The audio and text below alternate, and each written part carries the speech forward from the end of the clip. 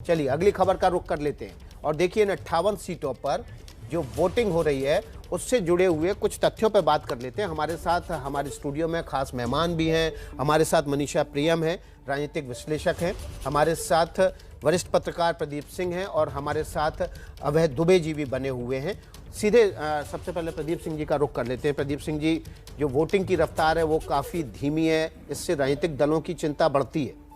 निश्चित रूप से राजनीतिक दलों से ज़्यादा इस समय उम्मीदवारों की धड़कन बढ़ी हुई होगी, क्योंकि देखिए मतदान अब ये पता तो चलता नहीं कि किसके वोटर ज़्यादा निकले किसके कम निकले, लेकिन बात यह है कि अगर ज़्यादा से ज़्यादा मतदान होगा तो एक ज़्यादा रिप्रेजेंटेटिव आप जो है वो नतीजा देख सकेंगे।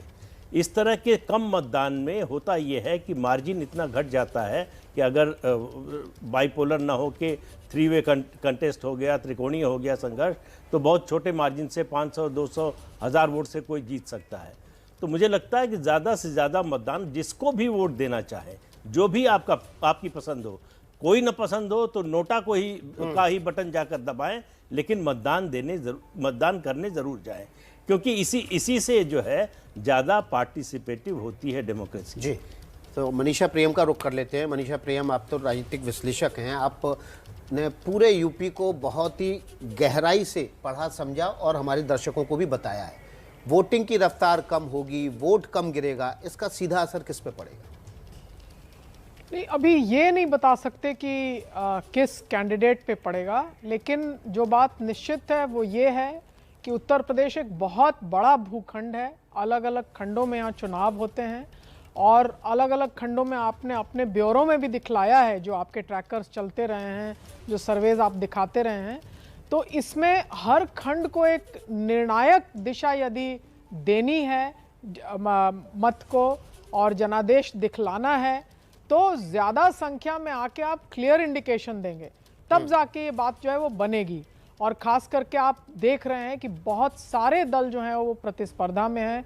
हो सकता है द्विकोणीय हो, त्रिकोणीय हो, हम अभी नहीं जानते, लेकिन जब मतदाता ज़्यादा संख्या में आके देंगे तो ये डिफरेंसेस जो है वो एक क्लियर मैंडेट की तरफ राज्य को ले जाएंगी और एक क्लियर निर्णायक मैंडेट जो है वो उत्तर प्रदेश के लिए, तो ये निश्चित ही कहा जा सकता है कि एक क्लियर मैंडेट जो है वो लोगों के लिए भी हितकारी है। जी, हमारे साथ अभय दुबे जी भी बने हुए हैं। अभय दुबे जी, ये माना जाता रहा है कि जब भी कम मतदान होता है तो लोग सत्ता के प्रति उदासीन होते हैं, जो सत्ताधारी दल होता है उसके प्रति उदासीन होते हैं और इसका फ़ायदा भी आमतौर पर सत्ताधारी दल को ही मिलता है। और ये माना जाता है कि लोगों ने सत्ता के खिलाफ निकलकर ज़्यादा वोट नहीं किया, इसलिए सरकार उन्हीं की आएगी। क्या पिछले 3 चुनावों में देखा जाए तो ऐसा ट्रेंड रहा है? देखिए, अब ये थीसिस जो आप कह रहे हैं, ये एक ज़माने में थीसिस थी और बहुत ज़्यादा वोट पड़ने में माना जाता था कि ये सत्ता के खिलाफ वोट हो रहा है, लेकिन ये थीसिस अब ये साबित नहीं हुई तथ्यों के आधार पर। पिछले 3 चुनाव में इसमें अगर आप विभिन्न राज्यों में जो विश्लेषण किया है, खासतौर से centre for the study of developing societies में, लोक नीति में इस तरह के विश्लेषण हुए हैं, तो उन्होंने पाया है कि इसका ऐसा कोई पैटर्न नज़र नहीं आता। अब सवाल यहाँ दूसरा है। यहाँ सवाल ये है कि ये उत्तर प्रदेश का पहला मतदान हो रहा है। अगर इस पहले मतदान की खबर के आधार पर दूसरे मतदानों का पैटर्न तय होता है, अगर इस मतदान में ये हुआ कि भाई जनता में निराशा है, उदासीनता है, मैं कहता हूं ये किसी पार्टी या सरकार के प्रति नहीं, अगर वोट लोग कम डालते हैं तो राजनीतिक प्रक्रिया के प्रति भी उदासीनता है, लोकतंत्र के प्रति भी उदासीनता है। जबकि आमतौर पर पिछले 30-40 साल में मतदान का प्रतिशत सभी राज्यों में और सभी तरह के चुनावों में बढ़ा है। अगर किसी चुनाव में मतदान का प्रतिशत गिरता है तो आप मानिए कि कुछ असाधारण सा लोग वोटरों के मन में घटित हो रहा है, क्योंकि ये पिछले 40 साल के पैटर्न को झुटलाएगा। मतलब जो है, तो मैं ये मानता हूं कि अगर पश्चिमी उत्तर प्रदेश में मतदान का प्रतिशत गिरता है तो इसका पूरे उत्तर प्रदेश के बाकी 6 चरणों के मतदान पर भी असर पड़ेगा। बिल्कुल, तो उदासीनता मत दिखाइए, वोट करने जरूर निकलिए, क्योंकि अभी तक 4 घंटे में सिर्फ 20% मतदान हुआ है। 2.25 करोड़ वोटर हैं। मनीषा जी, आप कुछ कहना चाह रहे हैं? मैं ये कह रही थी कि इलेक्शन कमीशन खुद भी SVEEP program, systematic voter education programs करता है। मैं इस बार थोड़ा सा ये मेरे दिमाग में आ रही है जहन में बात कि हो सकता है कोविड के चलते शायद वो प्रक्रिया भी जो इलेक्शन कमीशन इस वक्त मतदाताओं के साथ सीधा सीधा रुख अख्तियार करके करती थी, शायद वो उस तरह से फिजिकल कॉन्टैक्ट्स में नहीं हो पाया हो। तो आपकी तरफ से, मीडिया की तरफ से ये अपील जानी चाहिए कि लोग आकर के, जैसे आप कर रहे हैं निरंतर, कि लोग बाहर आएँ।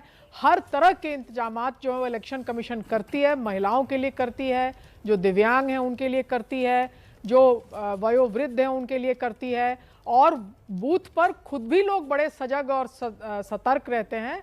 तो आपकी तरफ से ये अपील बार बार जानी चाहिए कि कोविड सेफ प्रक्रिया के साथ लोग बाहर आएं और मतदान भारी संख्या में करें। बिल्कुल, कोविड प्रोटोकॉल का पालन कीजिए, जब वक्त मिले तब वोट कीजिए, लेकिन वोट आज जरूर कीजिए, क्योंकि शाम 6 बजे तक ही आपके पास समय है। शाम 6 बजे से पहले आप वोट डाल दीजिए, ताकि आपको बाद में निराश नहीं होना पड़े। आपकी आशा और उम्मीद की सरकार चुनने के लिए वोट करने के लिए घर से निकलना पड़ेगा। सारे काम छोड़िए, घर से निकलिए, वोट करिए, तस्वीर खींचिए और एबीपी न्यूज को भेज दीजिए।